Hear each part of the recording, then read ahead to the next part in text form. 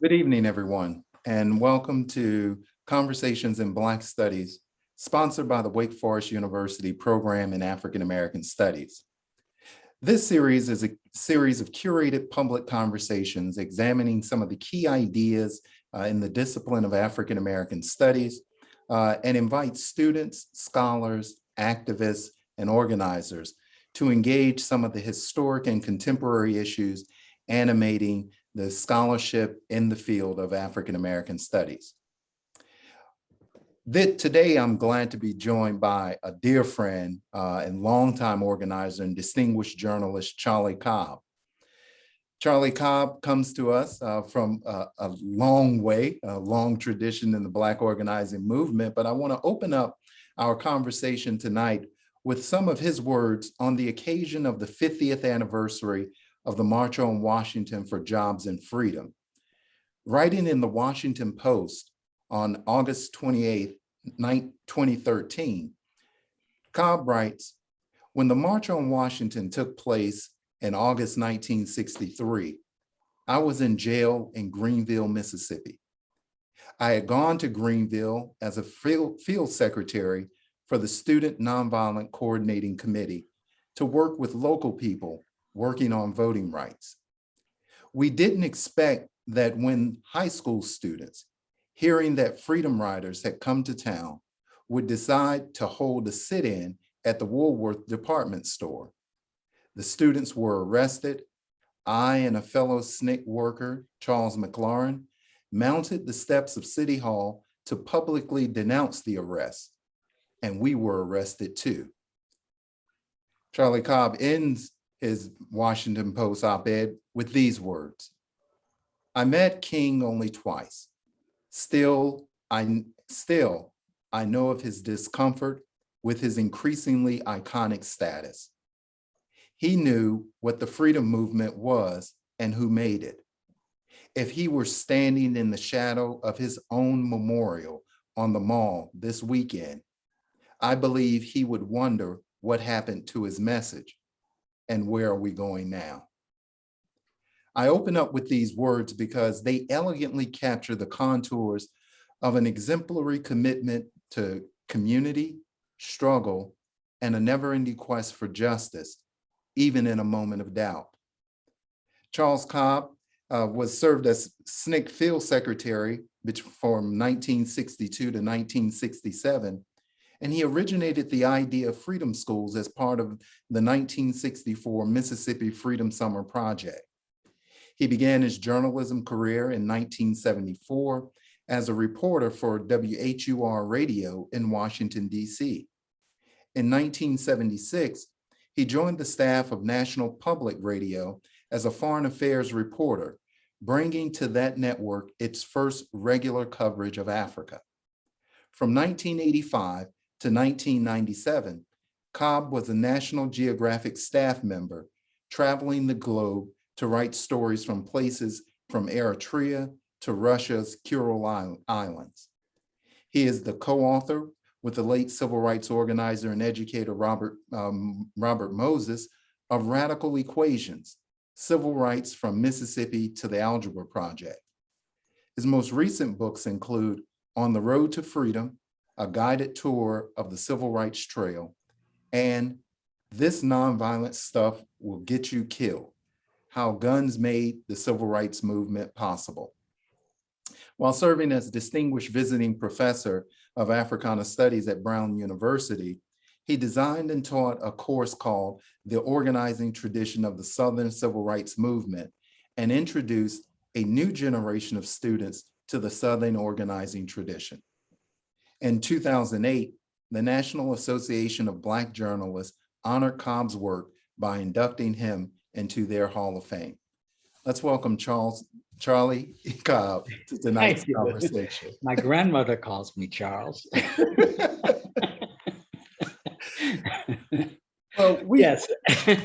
I'm so glad to have you here, Charlie. I'm happy to be here. Good to see you. Yeah. You look well, so I have to say to people I haven't seen in a while, it's good to see you, and it's good to see that you look well. Oh, thank you. And it's good to be seen. Well, when I opened up those words from your 2013 Washington Post op-ed.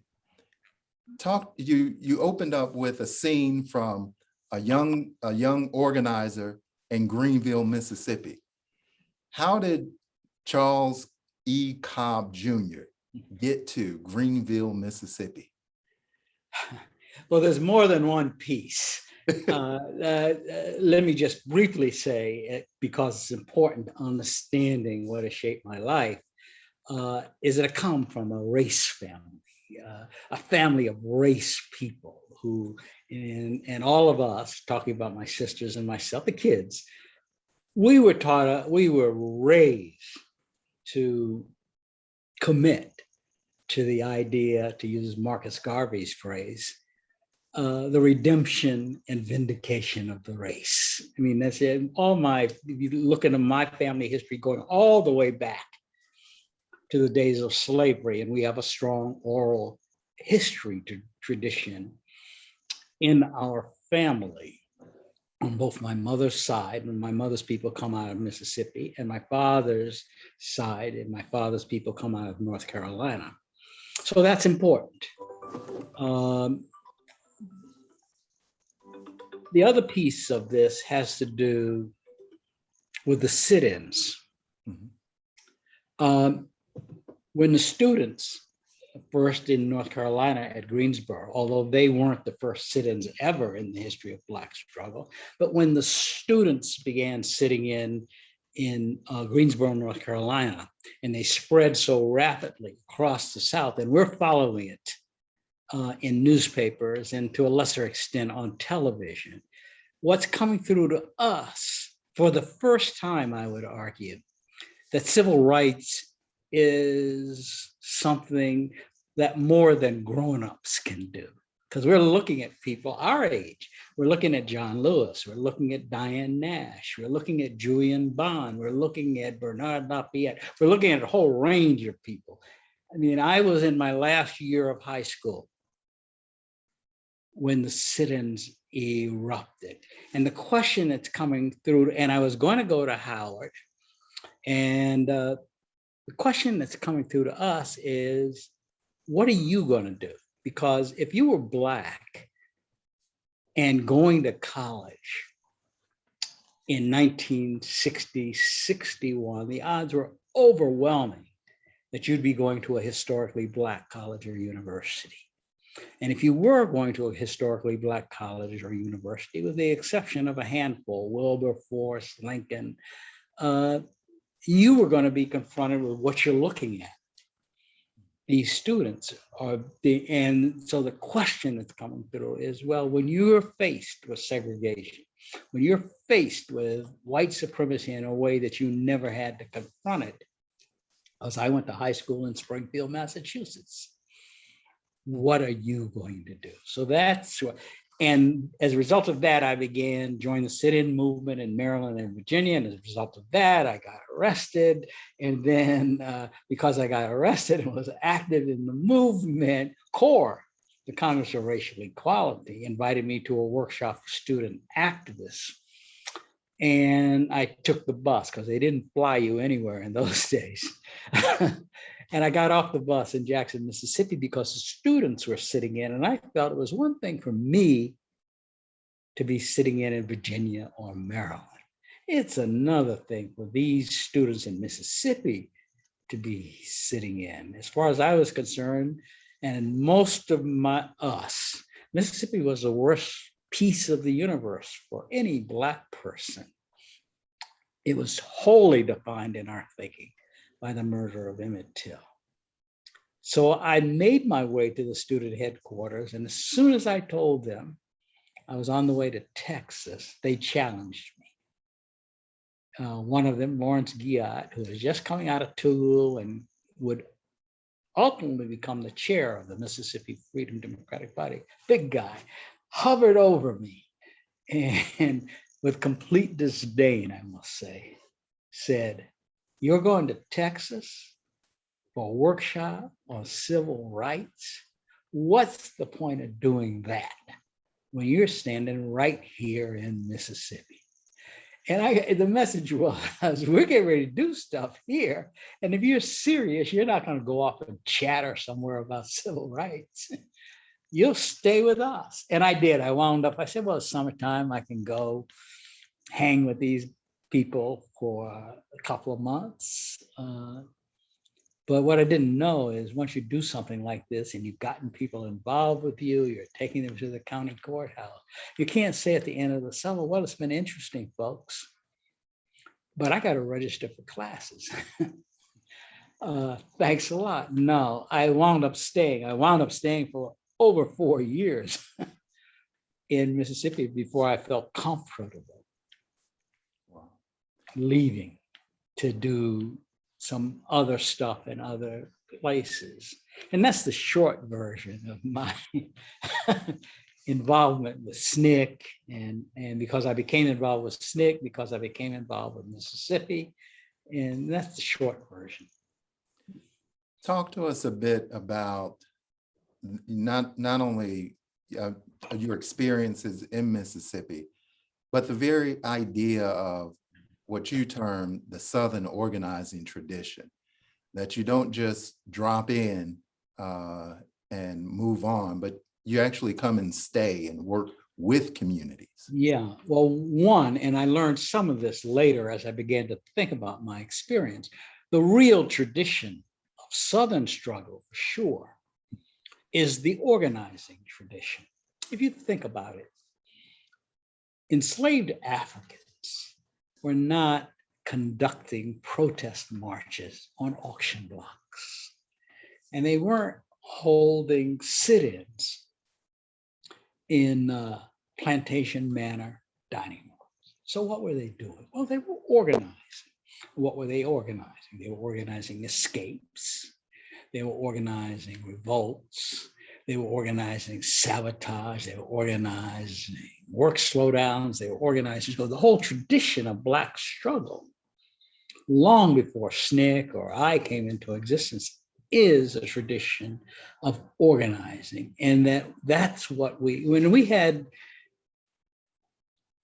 long discussions and arguments, even in SNCC about this, there were people in SNCC who thought there's nothing revolutionary and radical in organizing for voter registration. But when you went into these communities, and to survive in these communities, you have to work. I don't think people nowadays understand how violent the Black Belt South was.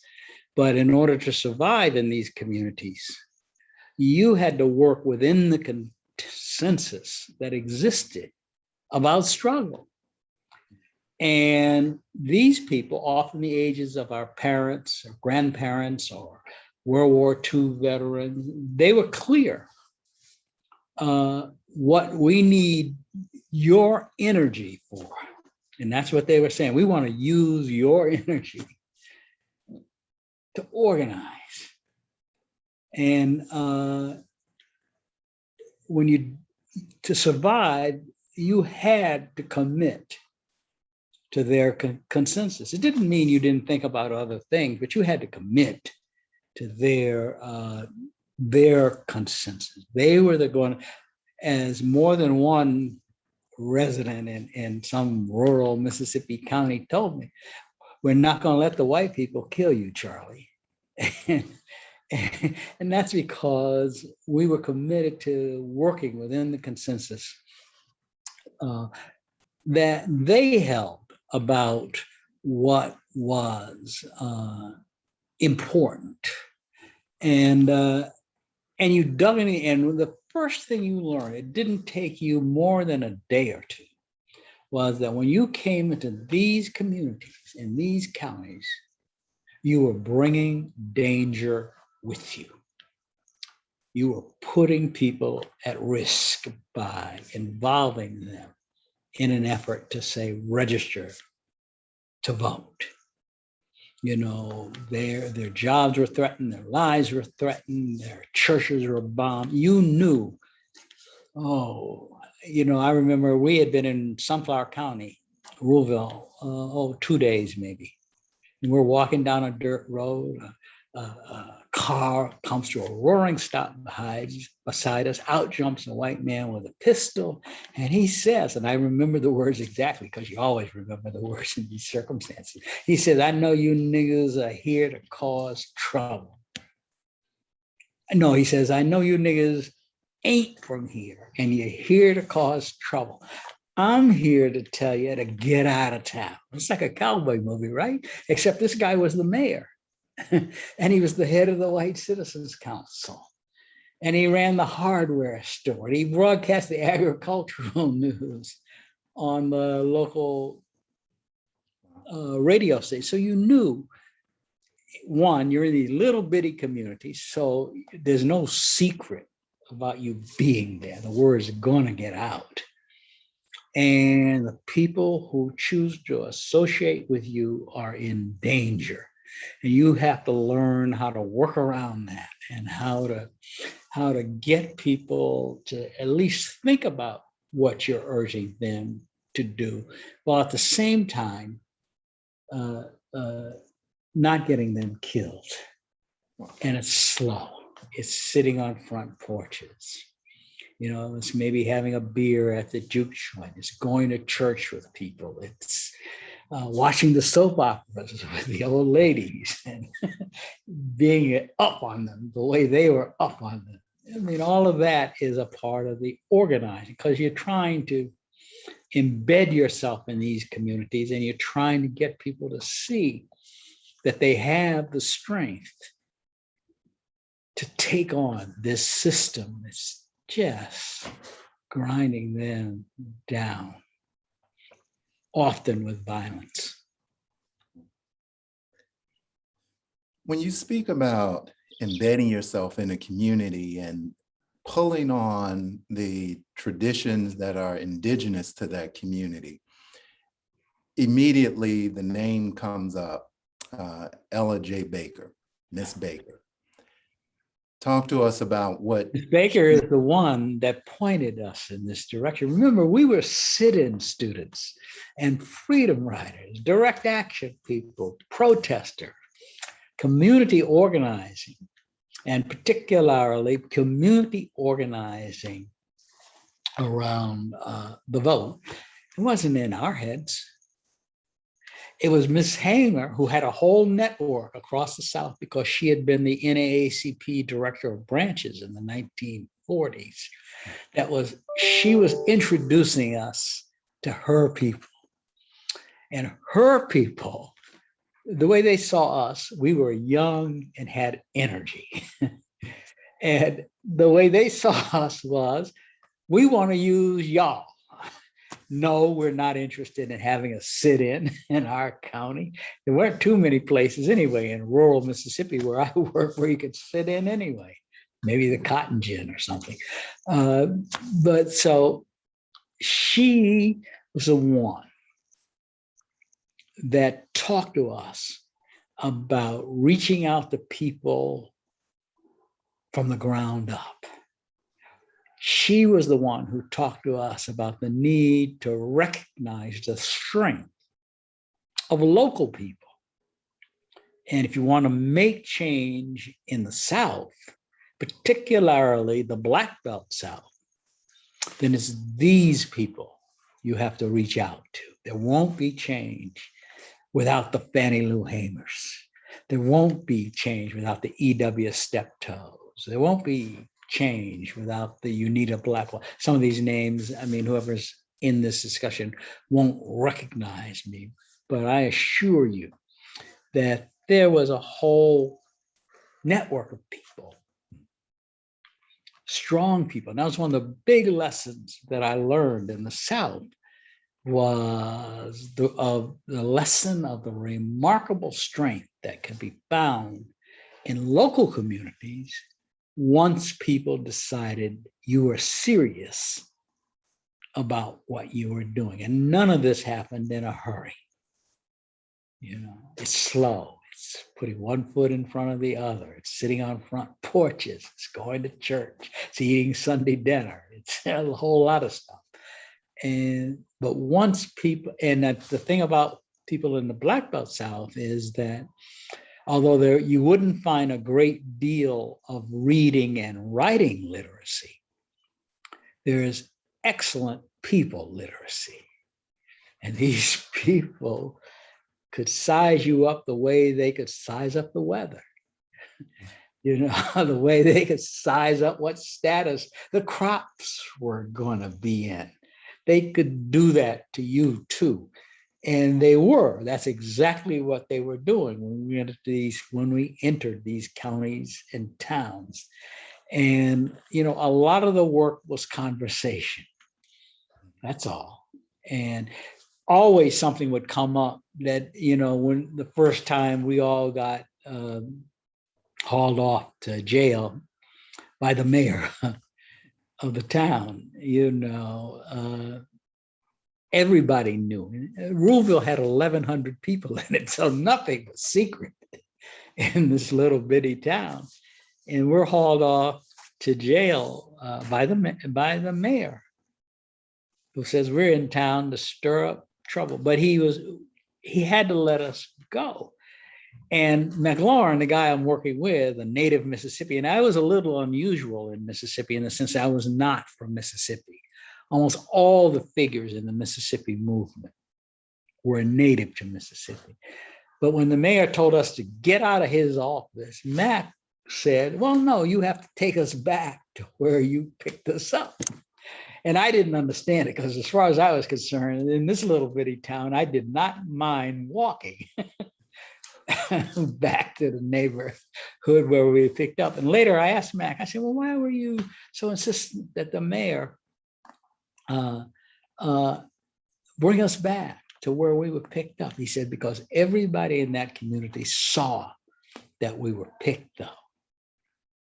And they needed to see that we had made these people bring us back to where they were picked. It was not something a need I would have recognized being a native of Washington, D.C. Mac got it right away. No, you have to take us back. And I asked people in the community, I remember one lady, I asked her, well, what do you think was going to happen to us?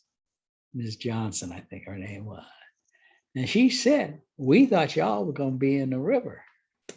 And so this is the kind of stuff that enables people to judge you, your seriousness, because that's what their biggest fear was not the Ku Klux Klan so much as it was that we would start something, get them to do something, and then do the one thing that they could not do, which was leave.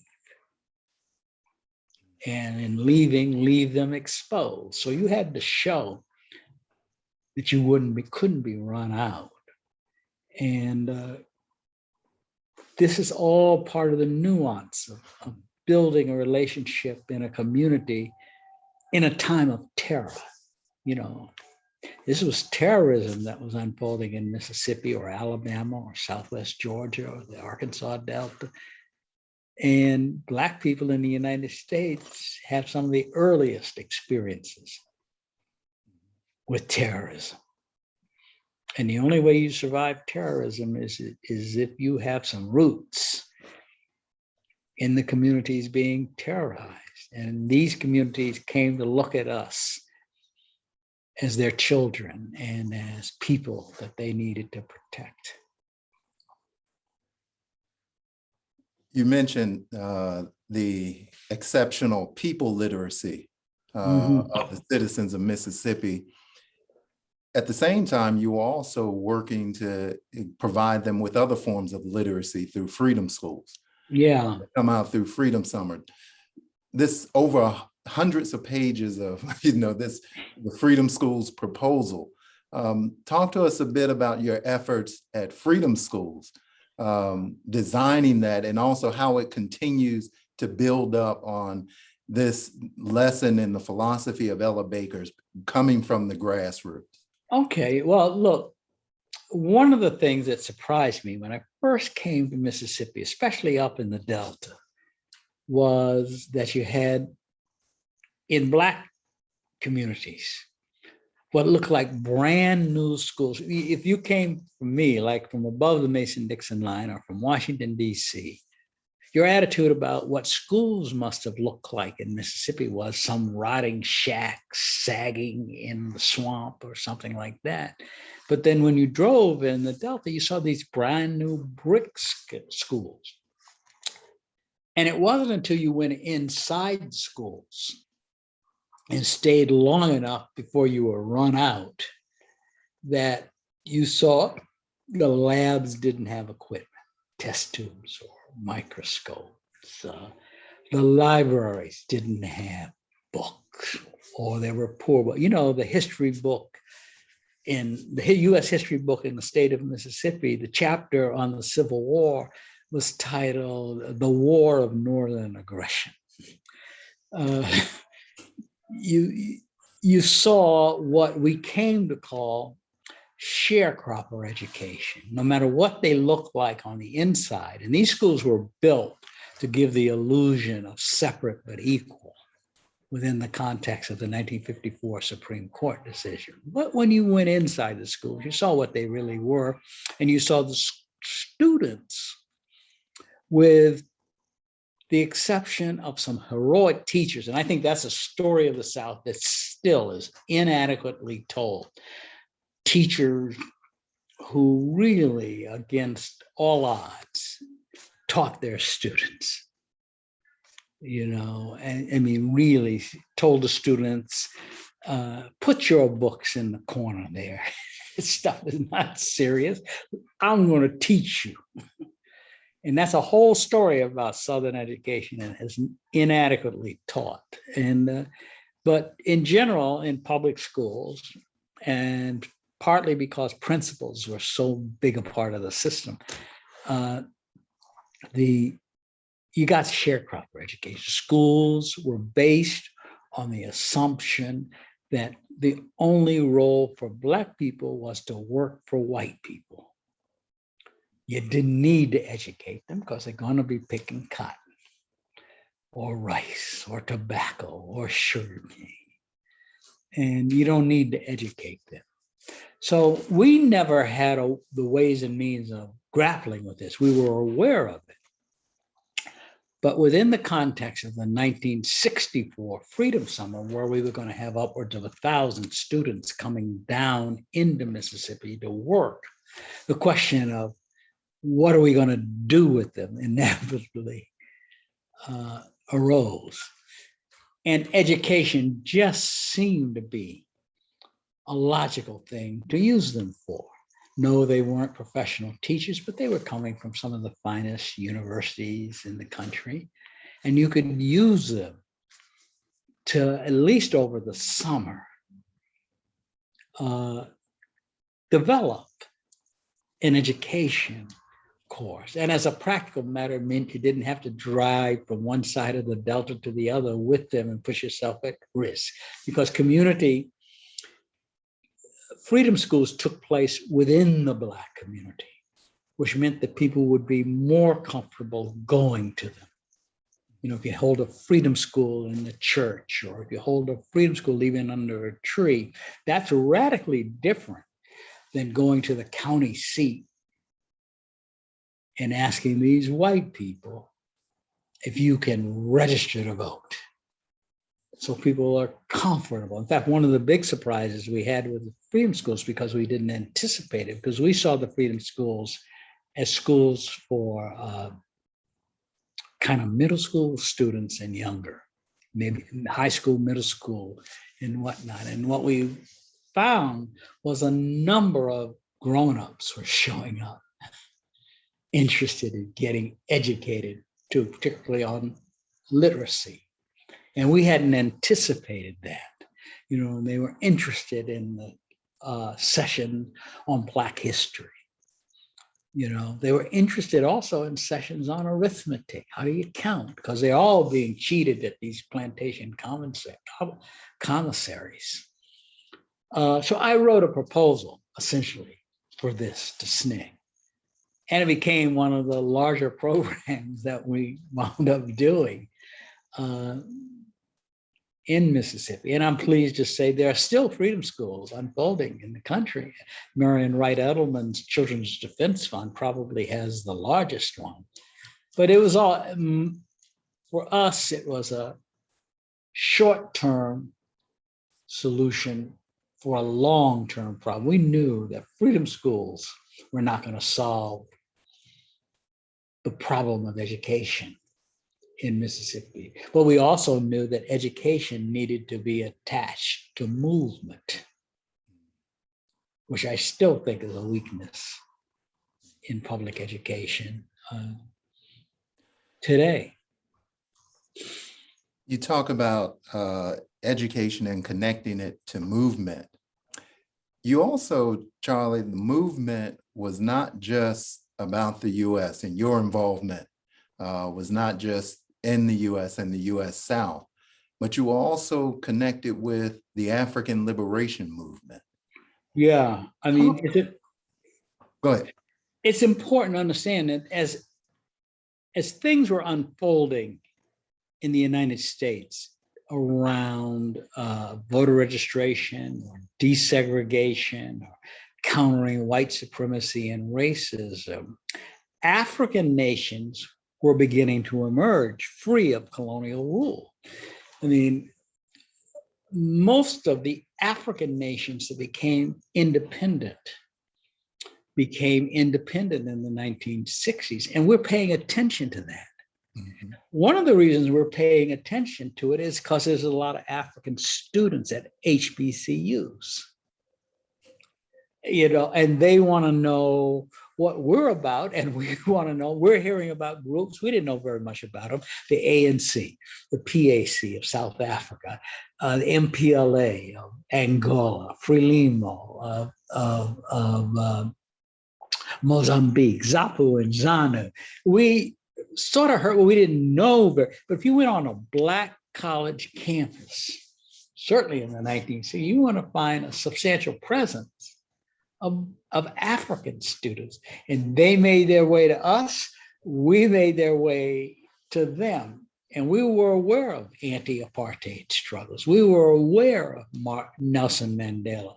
And if you read Marion Barry, who was SNCC's first chairman, statement, it calls for an end to apartheid in South Africa, and it calls for a boycott of South African products.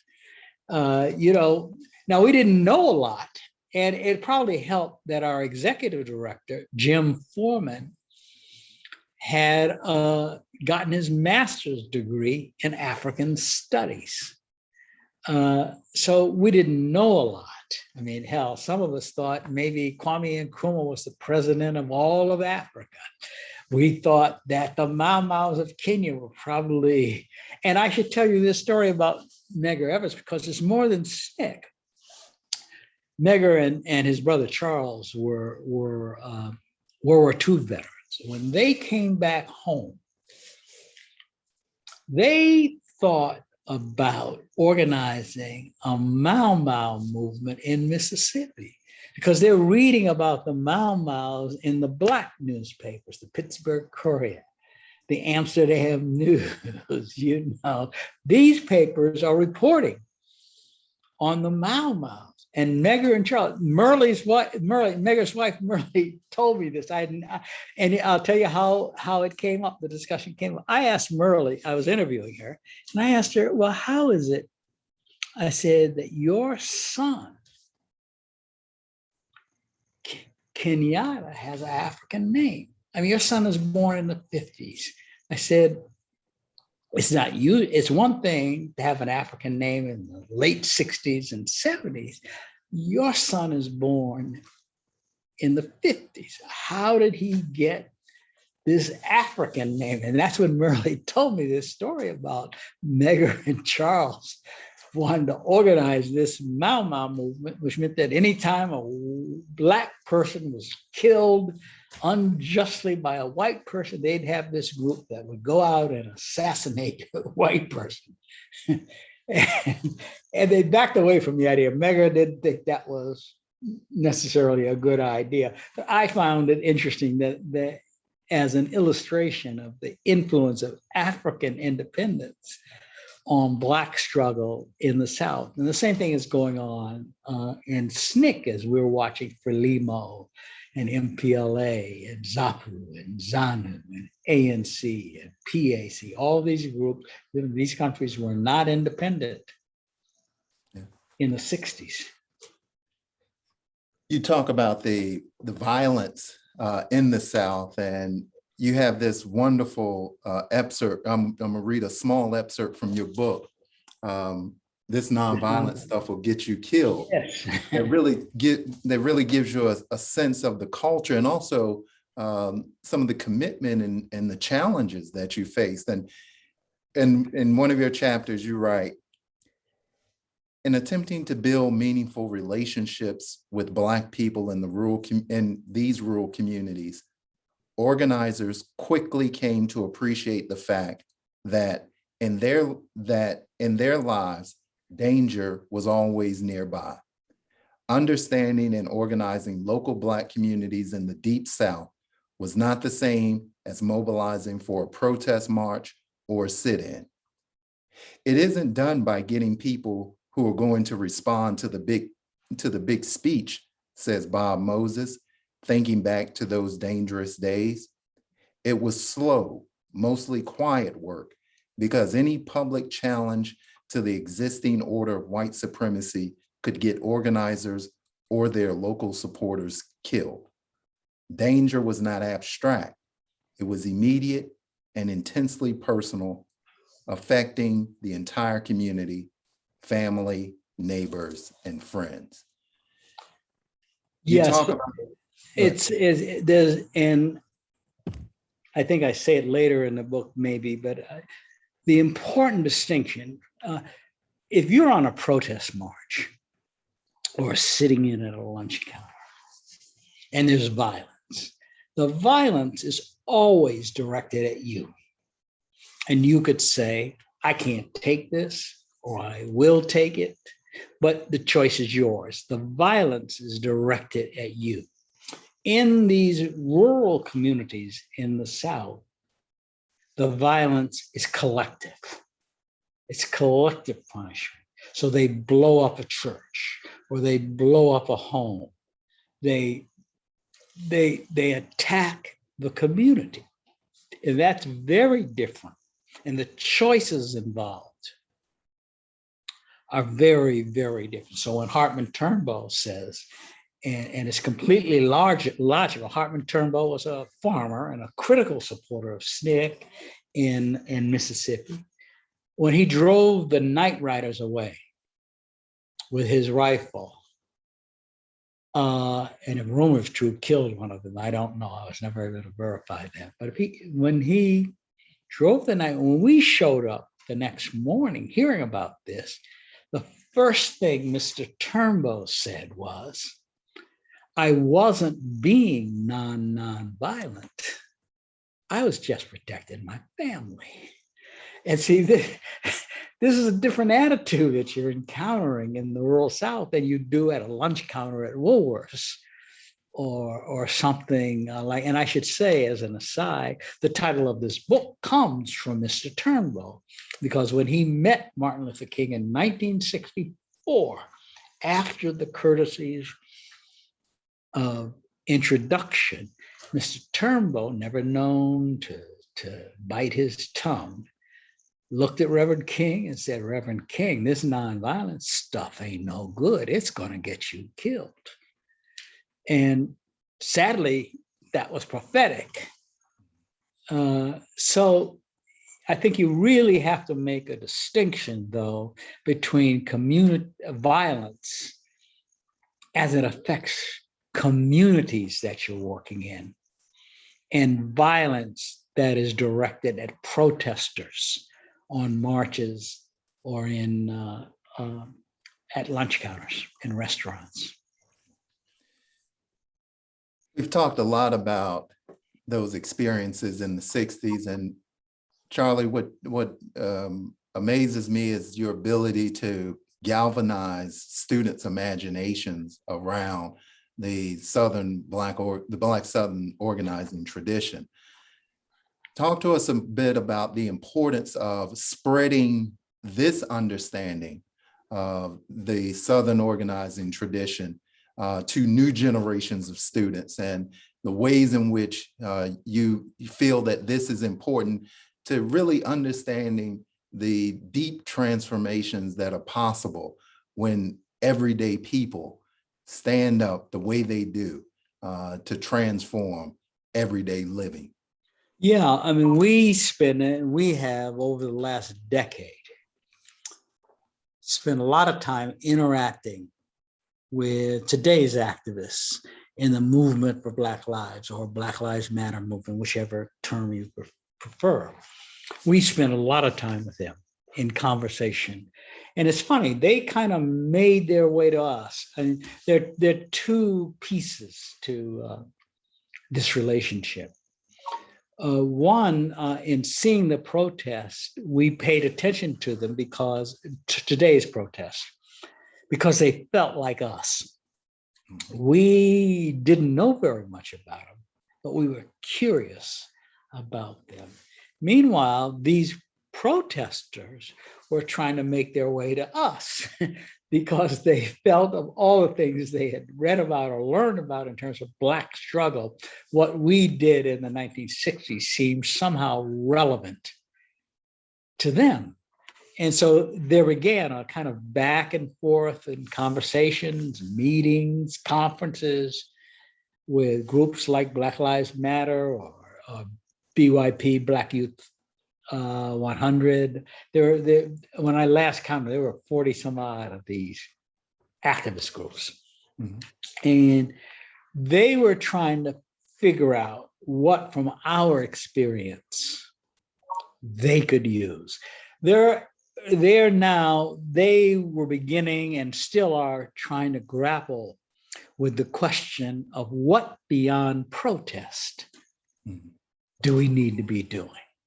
Yes, it's okay. It's the same question we grappled with in 60, 61.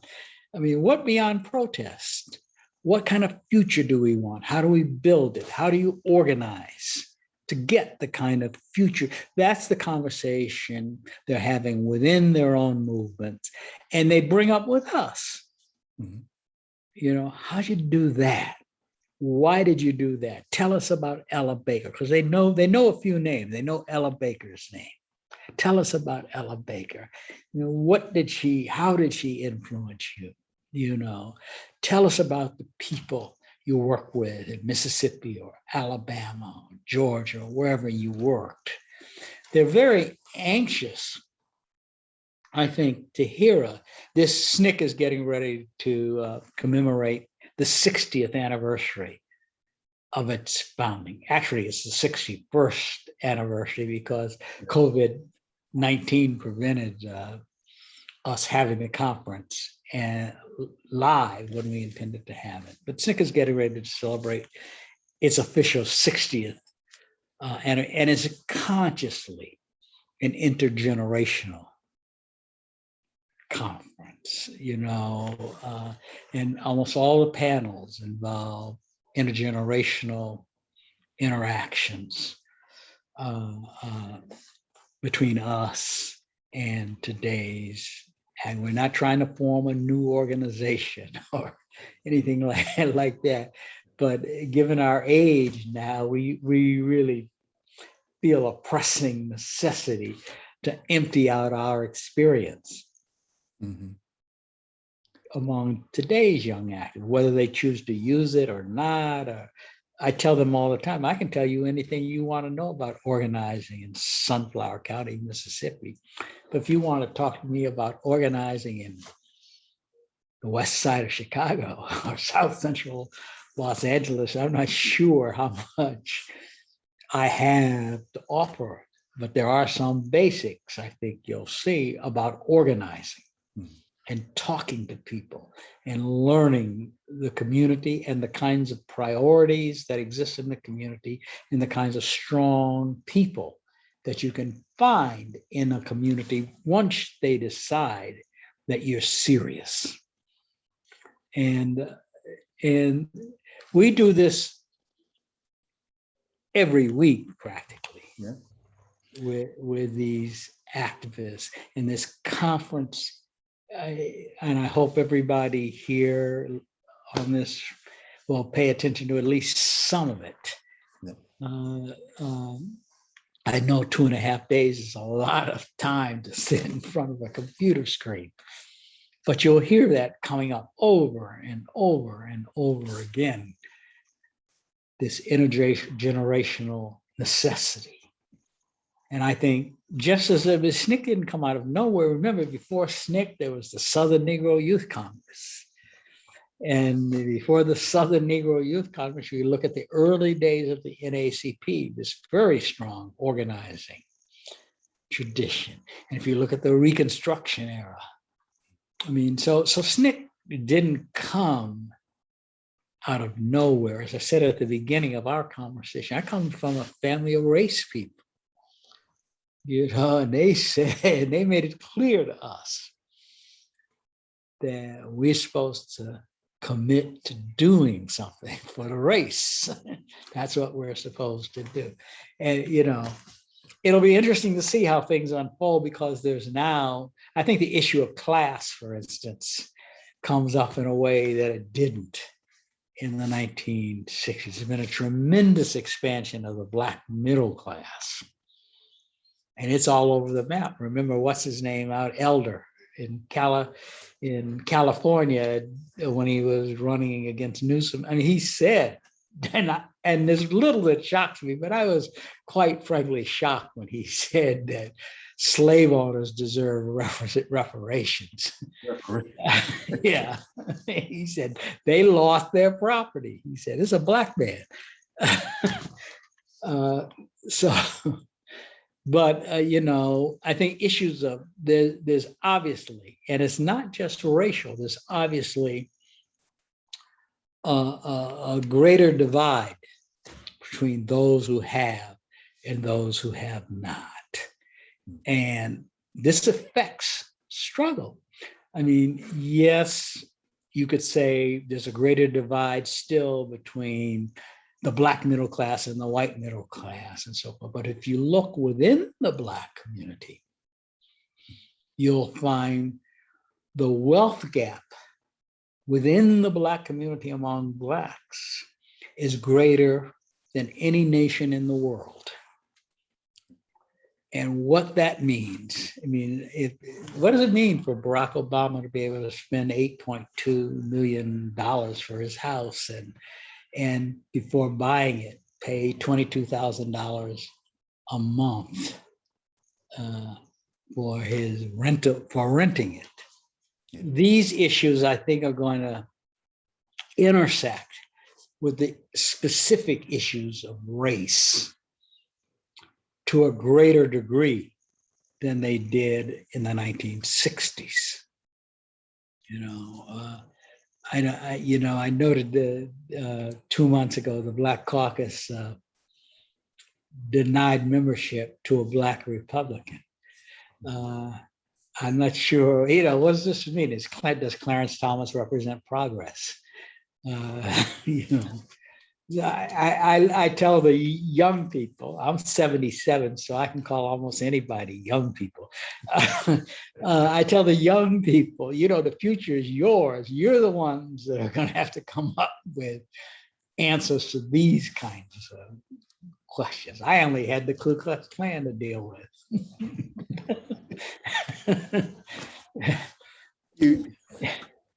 Charlie, you hit on this a little bit, and I'm thinking of your a little over 5 years ago, you wrote a piece in The Guardian out of the UK about protests with Colin Kaepernick as an episode.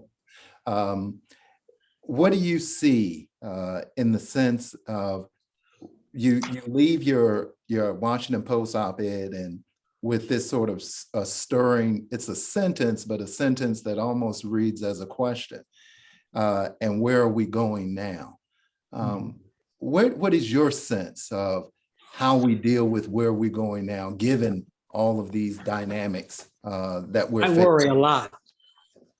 I worry a lot about what's happening within the Black community, and as I just finished saying, what class, or as Isabel Wilkerson might say, caste. But I worry about that.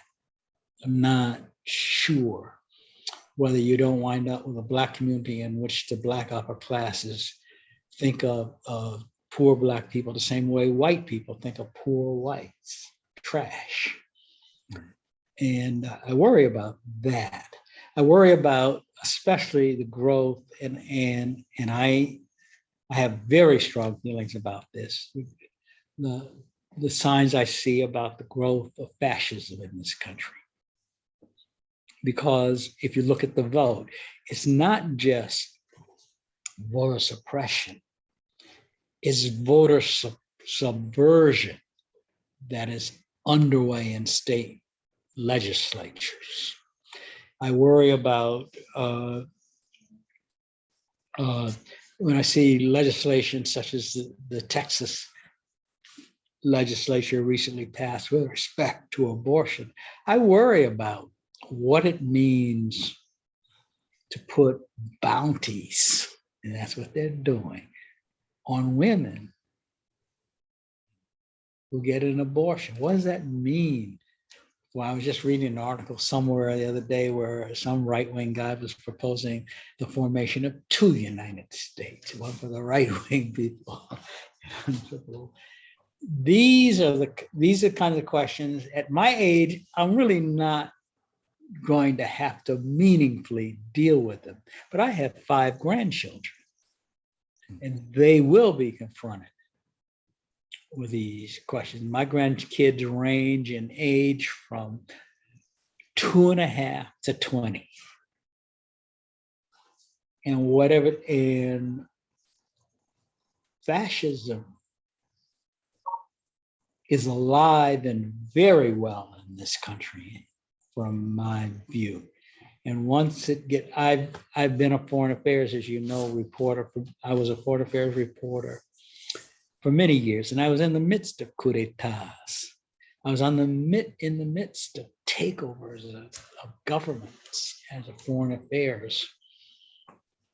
I see how quickly it can happen. I see how unexpectedly. And we have had a president of the United States that has sought the overthrow of the United States, even unleashing an assault on the legislature of the United States. Remember, they weren't just trying to kill Democrats. They wanted to kill Mike Pence. Come on. You know, I mean, they want, you know, these are huge questions this country won't be able to escape confronting. I'm sorry to give you such a pessimistic tone, but having seen what I've seen around the world, I'm not especially optimistic. But you do, maybe not so much optimism, but you do allow us a bit of hope. We can still struggle. See, one of the things that the civil rights movement did was win the right to struggle. So we can still struggle, but the right to struggle can be seized from us quickly at any moment. But right now, if there's any sliver of optimism in my thinking, it's the fact. And that's what I like about the movement for Black Lives or Black Lives Matter, because these groups are much larger than the ones I remember from the 1960s. I think there's more struggle today. And that gives me hope, for lack of a better, that's for a better world, but a better word. But I worry about, as I say, maybe because I have grandkids and yours don't have any, Corey, I know. No. But I have grandkids and I have to worry about, you know, what tomorrow is going to look like. I got my little baby. Yeah, I know. Well, Charlie, we're about to close down for tonight. I want to give you really one last opportunity to give us a good lesson from, if this is one of your class sessions at Brown, what would be the final word you would have for us as your students, as we've learned a bit about the Southern Black organizing tradition? Well, I think is really, I've said it earlier. I mean, I think the important thing is to pay attention to the sensibility and thinking of regular, everyday people. That's where you'll find the strength to engage in struggle, which is not going to unfold overnight. Nothing happens overnight.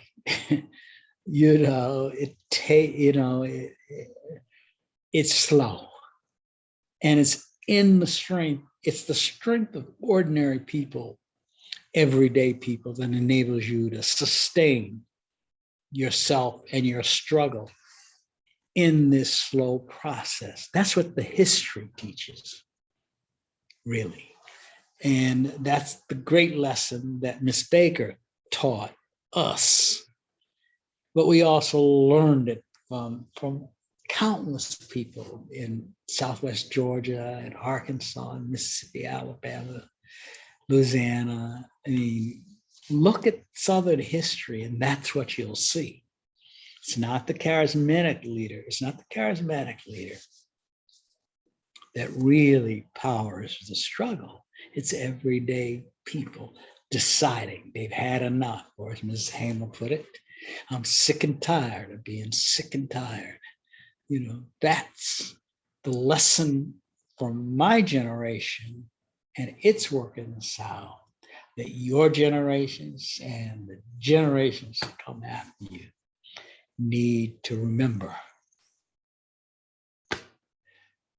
Charlie, I want to thank you. It was so good to see you again. Yeah, it is. One day I'll actually get to North Carolina again. Yeah. It was, well, yeah, we saw each other last in Richmond when you were coming through Richmond, yes. You and Ann. Yes. And it's so good to see you, so good to talk to you, so good to learn from you once again. Still remember those fond lessons we had at Andreas. Each and every that's a reason to go to Providence. That's right. Thank you so much. And I want to thank everyone for joining us for this Conversations in Black Studies. And next week, join us at the same time when we'll have the opportunity to talk with University of North Carolina Charlotte professor Sonia Ramsey about her new biography on Bertha Maxwell Roddy. So join us next week, 7 o'clock. And I look forward to seeing you. Thank you again, Charlie. Thank you, everyone, for joining us. Thank you, and say hello to the family for me. I certainly can't imagine your children. They're probably grown now. If they walked in my door, I probably recognize them. Cameron is actually a first-year student at Wake Forest. She's in college. Yes. Oh, see. So we definitely will have to catch up. Yeah. Yeah. Wow. Oh, never mind. That's a whole nother conversation. Yeah. That one has to be face to face.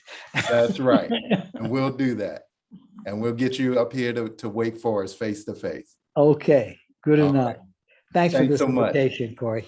All right. Good night, everyone. Good.